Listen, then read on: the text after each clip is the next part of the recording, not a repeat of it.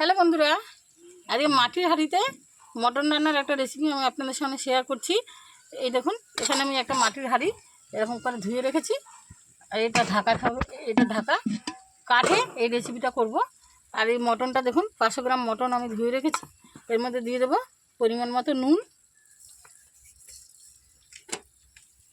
রসুন আর শুকনো লঙ্কা আর আদা বাটা, সামান্য একটু জিরে বাটা,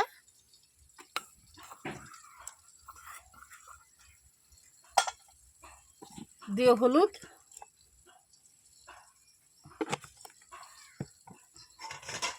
আর একটু পেঁয়াজ কুচি, রসুন কুচি, টমেটো, এটা আমি এর মধ্যে দিয়ে দেবো। সামান্য একটু ধনেপাতা এর মধ্যে দিয়ে দেবো। এবার এটাকে ম্যারিনেট করে নিয়ে ফিরে আসছি। দেখুন, এবারে পেঁয়াজগুলো একটু ধুয়ে নিলাম, রসুন কুচি, টমেটো দিয়ে এটাকে আমি সুন্দর করে ম্যারিনেট করে নেব। ম্যারিনেট করে 10-15 মিনিট আমি রেখে দেবো।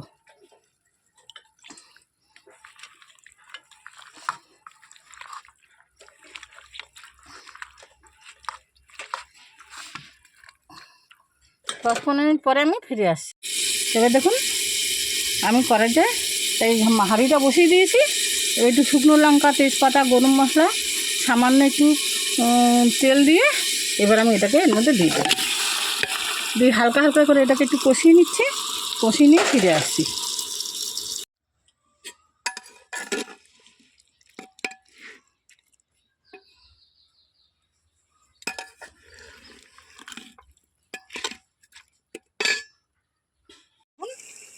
একটু কষা কষা মতো হয়ে গেছে।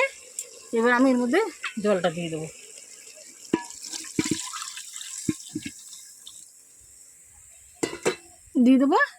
একটু পেঁপে আর আলু ভেজে রেখেছিলাম, সেটা ওর মধ্যে দিয়ে দেবো।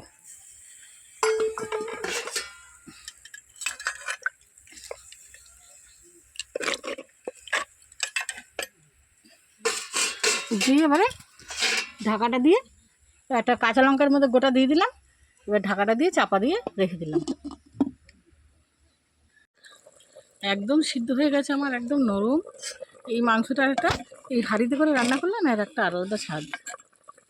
এবার আমি আরও 5 মিনিট চাপা দিয়ে, দেখুন বন্ধুরা, খুব লো ফ্লেমে আমি এটাকে জাল দিয়ে নিয়েছি প্রায় এক ঘন্টার মতন কাঠে।